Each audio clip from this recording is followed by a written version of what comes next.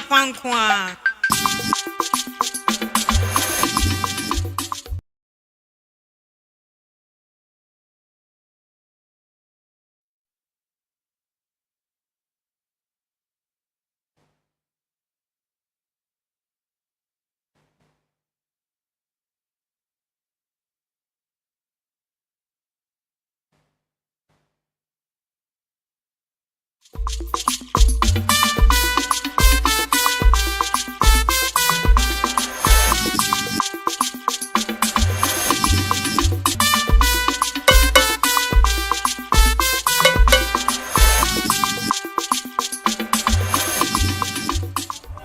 The heat is everywhere.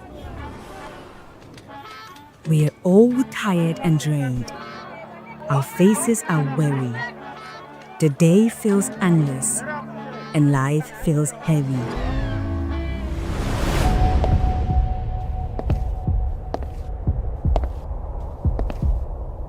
Then it happens.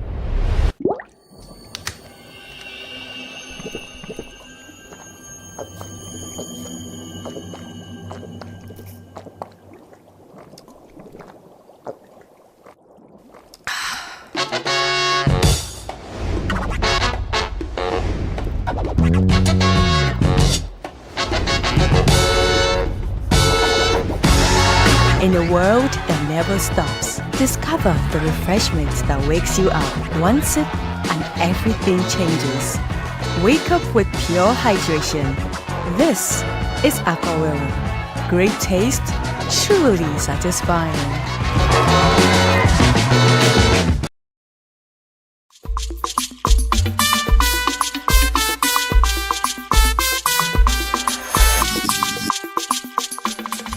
I would say a best rest with the ebe chaye midi any that chema fia konu amini maji penny di semi ebe sumu enumere ewo ITV so na ye shen samno asidia na o mai eye Grenada ene Ghana ne wonum aka wontuma abachire ni a wonum eba beboa teacher ene visa free so free Ghana kopiemu ewo Grenada bibia be koso tote ede ama fa visa ho ensansamo na mampeni John Dramani Mahama etrasa ne wonum do wonsa ashe entiasie apam ase a eto anase sika sese wutua ansa wanya visa ede akopiemu ewo Grenada man no eso no wonum behwe na wonum eyi edi efri ho wodin samoi eto dwa ne de ya every house ya ni na ne se Grenada manso afo wobepiemu ewo Ghana enuti wonum edi nkita ho no en mampani John Dramani Mahama erin semitu dwa.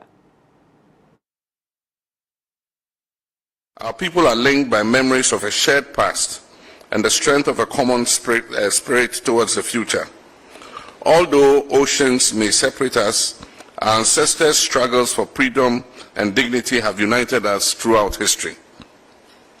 The transatlantic slave trade may have sought to erase our connections and our bonds, but it could not destroy our collective identity or our resilience. The descendants of African and the Caribbean stand united, committed to turning our shared pain into a shared purpose. Since establishing diplomatic relations, our cooperation has steadily increased, guided by our shared commitment to democracy, peace, and human rights.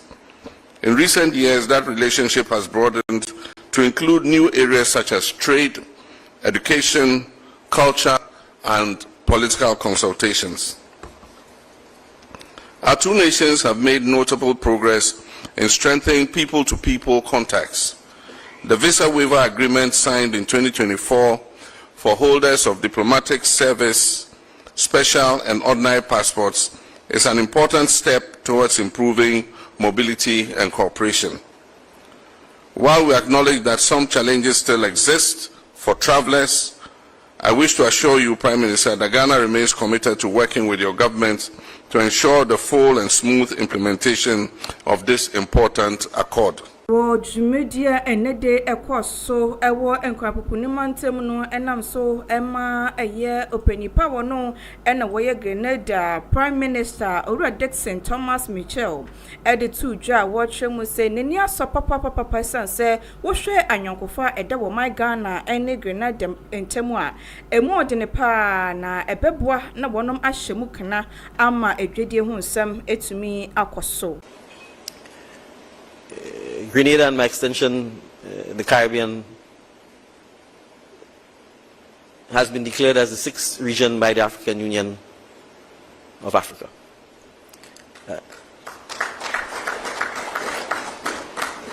And so we are part of global Africa, and therefore very much vested in ensuring that the issues of mutual and common interests to us, whether they be the peace, safety and security of Africans everywhere. And so it is because of the resistance of our ancestors, it is because of their resilience and their commitment to ensuring that the descendants, persons like myself, would have the ability to live freely, live peacefully, without the fear of someone ever thinking they could own me or my children or my grandchildren, is why we in the Caribbean are deeply committed to the issue of reparation. It is not just about economic justice.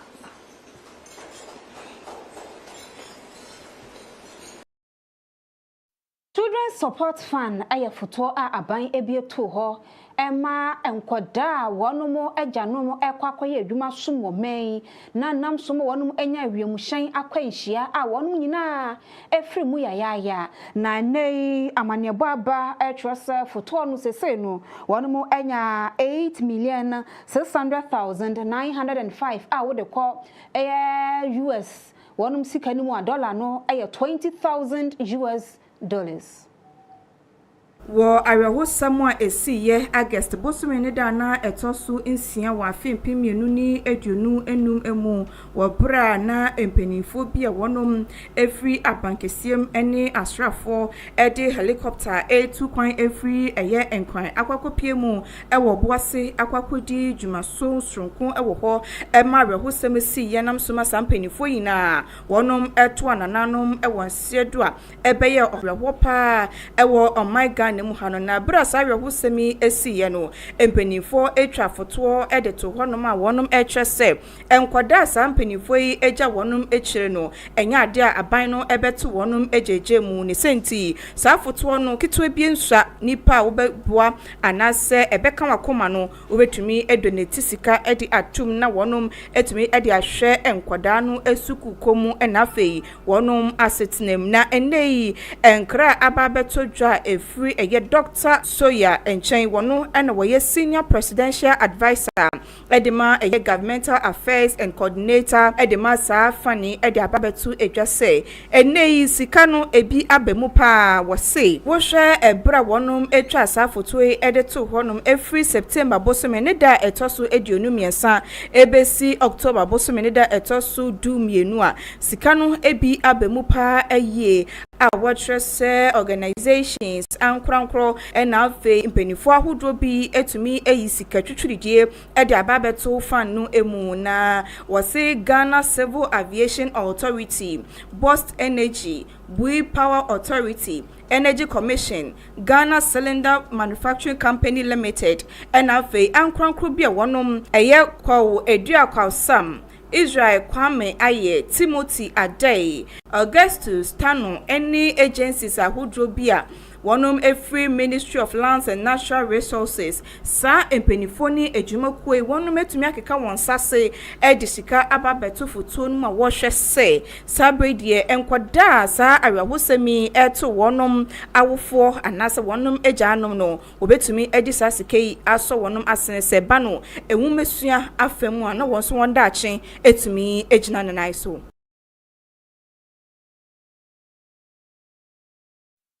Jetwa kasie bono esodia na ene afutuo ena ekode amamanyofo nyina efa bokunto kwa ekoso no eho na sa afutuo wei Former chairperson at the National Peace Council, Most Reverend Professor Emmanuel Asante, and the Diakwama Manyofo ina say, one more person asumjire eba one mshre fa manyosem and tunche na one mshre na dia ekoso aworom fa ye entuye ma aye asumjire one mo epeno one msa entimi enka one semi atun sam drofo anim wabra one mkohye mu ewo Asante mantamu a one mo ehwe esigina ye ade afa bokukun se de obehwe ma asumjire ababoko ene ntweso.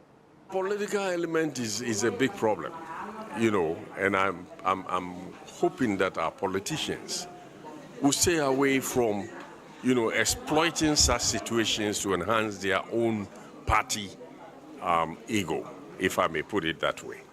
Let the politicians understand that the peace of any part of this country redounds to the well-being and to the development of our nation. And therefore, let's not exploit such situations secretly to just because we want to be in power or we want to gain power or whatever it is. We are one people and we should not destroy ourselves.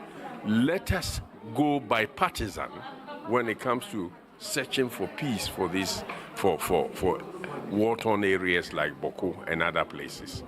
Bipartisan. You know, in America, there are different political parties, and they don't agree on a number of issues. But there are times when they will say bipartisan, because this is in the interest of the entire country.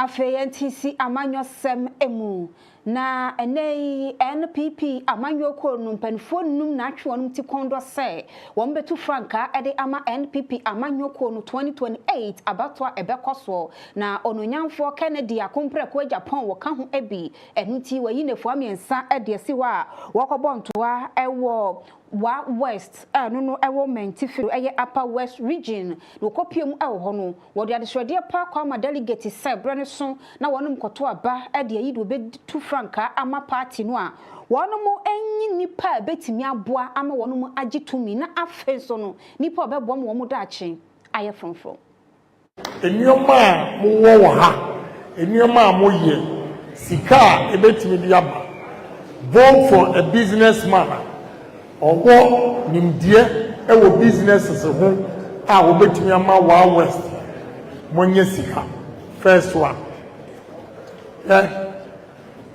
ade bi amoya sika wo mu a monhunu kese ba ameba be promote soya beans minimum cafe me your contract from Chinese businessman offer 2.5 million tons of soya bean. Constituency executives, munya kukudro. You have to be bold. You know the right thing, but you are not doing the right thing. Constituency executives, you know the right thing. Be bold. They threaten you to go and vote for your brother. You lost miserably. They are coming again, and you are threatening the people. Say, mube you oma free. Yeah, any executive or befrawa catch or say obey you a film on party. You know why? Because so we polling station executive free more or wayere or waba or wabusia or namfofo. Say depending on the 20 year. Say depending on the 20 year. Until we have to be mature. Let's tolerate each other. Who support you be a unya enemy? What you say? But say we no and this time we are going to protect you. We will protect you. Say, ebi ana minister bi abetina baby a year to abano ehwe enipa to aba. This time you have more chance. Say obi anyo bi a kimunko tumaba. No fears. No fears. You swagini na nyankopon de amawo na hu na tie message agana for every man. Say if you bring Kennedy Japan, we are going to vote for you.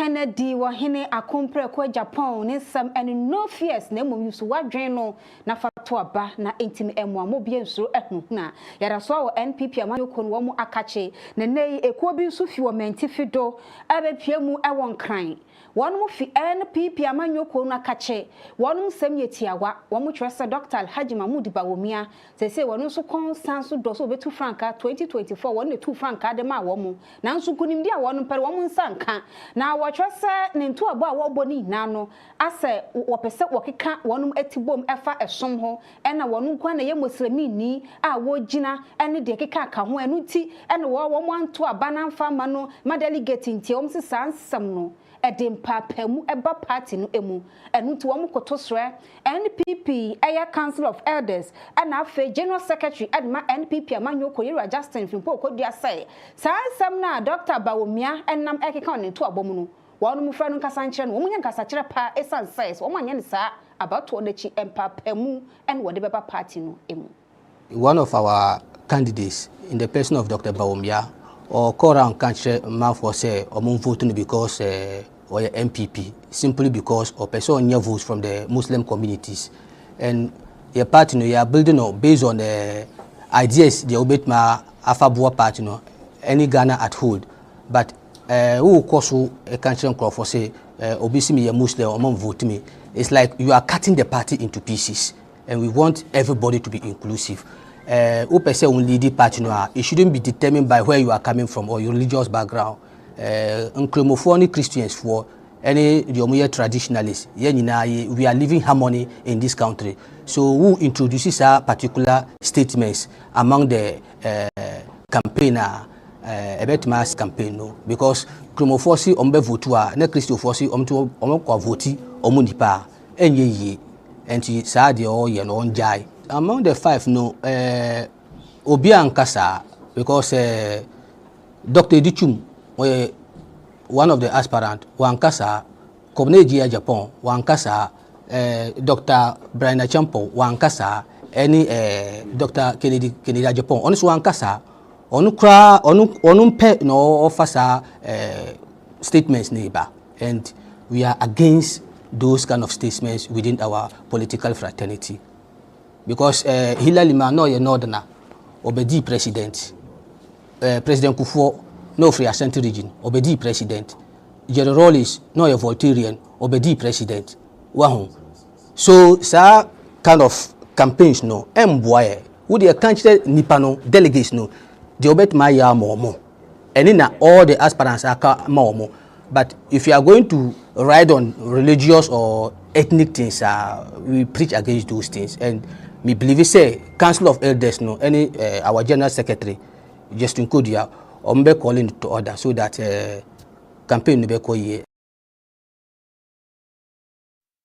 Yemfa ye ni nchemu wa honi ne ho ensem emu na ononyanfo John Abdullahi Jenapo energy minister adesrede en wode kwam obia say eba energy ho ensensem a wo bibia nyamanyo sem entonchen na wono munye ntotoye a ebeboa sansen kane na gina so a wo mamu ni nyina na benya mu chefa enye party A ana party B pe ena nkane na begina so ede ama wo mu wo twese wo ba fania na sika wono espani ewo independent power producers IPPS no a fie bebrenie a wono ahyemu kena a ni nan se wono ebehwe atre Volta River Authority wono plant no emu na atimi aboa magana fo enya nkane ampo a eye cheaper esanse eyade a ehia. If you do the economics and today you look at how much we pay to IPPs every month. If we are taking a bold decision and decide that, look, the tariffs we are charging today, let's escrow those amounts into an account. We are talking of about 70 million every month, US dollars. That is on the back of the envelope 700, 140, $840 million every year, not cedis. Times the number of years the IPPs have been operating. Don't you think that if we had escrowed this money, we could have built more thermal plants with VRA and sell the power at a cheaper price? But the reality is that sometimes we all pretend. So when we have VRA, we say that don't charge tariffs because it's VRA. So we pretend. But when it's IPPs, we are compelled to charge the tariffs. We are compelled to collect the money. So why can't we do the same with VRA? So far, this sector is experiencing some significant progress. We've negotiated with the IPPs, and based on the numbers I'm seeing, I'm confident that we can save a lot of money. And so far, what the IPP renegotiating team has done tells me that we are saving about $300 million from the IPPs. The previous administration did their bit. We've also come to improve on it, and that is what we ought to be doing. It's not always about politics. Let's sometimes put the nation's interest first. If we do it for Ghana.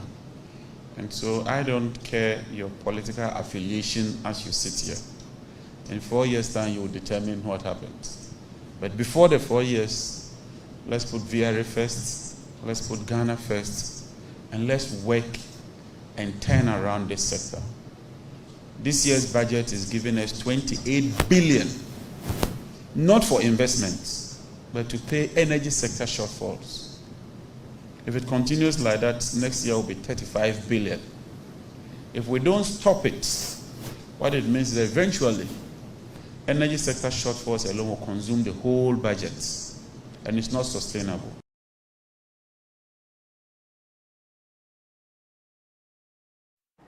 Ministry of Lands and Natural Resources also the Abetudra. We say Blue Water Guards and National Anti-Illegal Mining Operations Secretariat. We want papa and pray one more add the one to excavators. Baku do mienu 12 excavators and after cham fines in Fidel Sudona and one of the woman sa atoso. Ni nano aya kwine bonnie one to sika koko.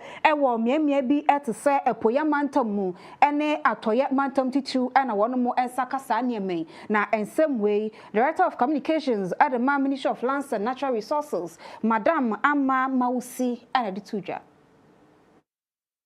Around the Old Green area. For excavators, we've got about 12 of them. Motorbikes, we've picked about 5 motorbikes, 4 excavator batteries, some computer monitors, heavy duty water pumps, 2 of them, several fuel drums, and last week, the minister had mentioned the issue of the fuel drums, and it's a conversation that we are having with the NPA on how to tackle this fuel trade that is also, I'm going to use the word again, fueling the illegal mining activities. Multiple makeshift structures, because usually we set up these campsites there. So if you saw from the videos, lots of makeshift structures which were destroyed. 24 pumping machines, 20 cham fans, almost all of them were bent. Actually, all of them were bent. And then other tools, boards, equipment, and things like that were all found and destroyed. So basically, this is the activities that we have, the team undertook in the course of the week, focusing on the 2 pillars within our strategy, which is the stakeholder.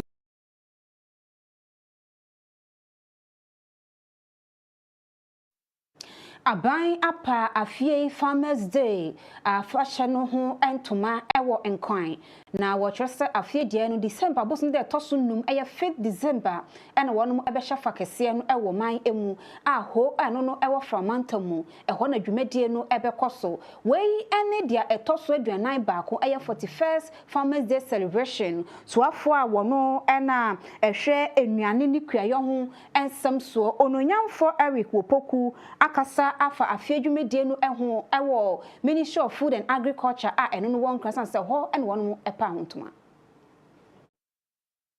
sa Ghana ni ba bia so dwene se ono so bedidi aduane a ya bia na Ghana ha na se bia ma nigu na Ghana fo so eto no adidi a ene na Ghana ye daache no aye daache papa emu nipa nso ebedi eyie na bia ye san ka so no se Farmers Day we ye pese sika ye di behyem dodo na no eya nkrankra oman hu do ewo mu na ede boaye Enti ya trace afre eku akase akase a wo mamu ye banga akase akase ni nyina ani nyuma hodo a wo mamu se komba adwuma bia ni ho abekoso bia mfa kakra wo bia meboaye na yema abasobode na enya se na enhye yakuafo no nkran na fi yabasobode na yabam ye de nyoma bi abeka ho yabode ro se obi anya garden wodi fie saba ya obenya bibi kakra adidi wo ho yabode ro no ebi ma ye garden ni bi wo fie bi nso anye wa anya bi no ekomba wo na abedi kan because wo de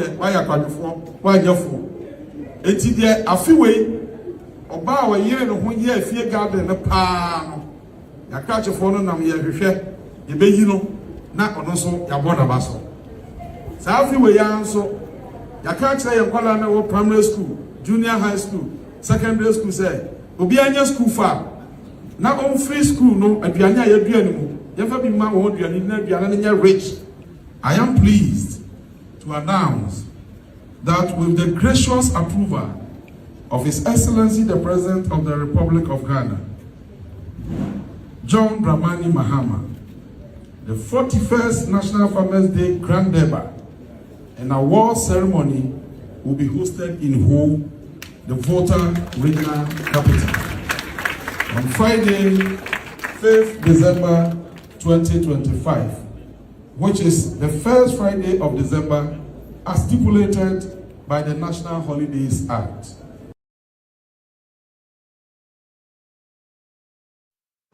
War and some fufromo no Climate Watch, Wamo and Quali Breeze, Akabomu at the workshop here, a fire cleaner and green Ghana, who ashasso, Ewa and Quine. Najumediano Aston Wabramani Boni Jomensa, aka Black, Ecopium Ewono, one president here, Wada Climate Watch, Ano, Mrs. Ama Kundan, Ajiman, Edim Komo, Efa Wonu Jumediano, Ehon. Niente Eshiamo Hano. Ye di se ewiemu sakraye na se climate change eho enkomo sa ye sifa ebodewro no di ebe nti na wo se ebodewro ye ebodewro ne se ne yesase ebofa na enhwehwemu ene adesua bi akoso kire se ne yesase ebodewro no fa no enye sa na ekono enti no mititiru no ne enami gina so ne se nipa bebre no si yeyi enkane no sani na de wubono ekoso etie na na ye GBC nkoto nti obi ya tie wobetie wupo wumpo wobetie senso ne ama na sesa na nam sani ama na sesa nti no eniema bi ananka GBC eda GBC akoma so se ye babo hu dawro no ye nya biem sanso na empo aye media houses yi private fo abayin so no omo so omo nheda ye ma akoma akon ene hyeda ye enam se omuna akoye sikasem so wo akoye sikasem ti se sikasem no emma enya ade ono so ode nani besi so esanse nipa na wote saa ayi de ubokuo inu anajo mkodwumadie no wode sika rem to ono so hwe se ono so obenya sika back a wode betua workers kane ade enti no enam se enhyada nye aban anamontuo ni nti amade wo no ano ayede but the idea ne se ye mia ye ni entu ye ni te ensisa de oboyi so a how bebre ene de bebre openipa wono na woye Quali Breeze founder Owura Paul Inwanchuku enso ene semtrofo twetwe nkomo atwere mu sei. So Quali Breeze is an organization that is working for the improvement of air quality. So for us air pollution is something we've realized in our community that is something that is very critical. And for us, it's something we feel it's very important for us to be able to address it. And we also felt our community, looking at the community where we are, we need to ensure that sustainable living is something that is practiced in our community. We carried out a research to understand the dynamics of air pollution in Kaswa.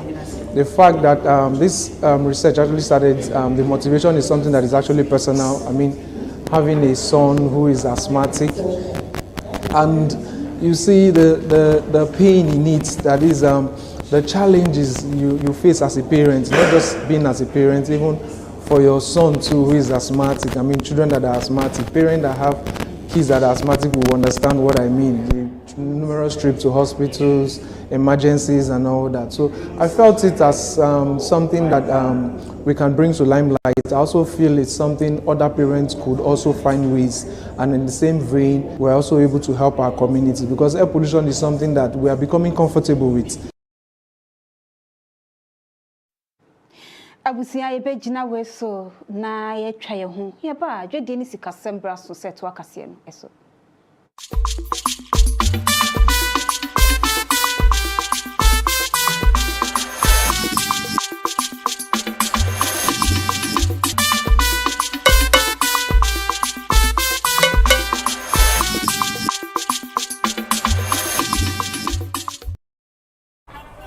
The heat is everywhere.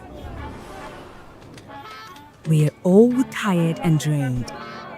Our faces are weary.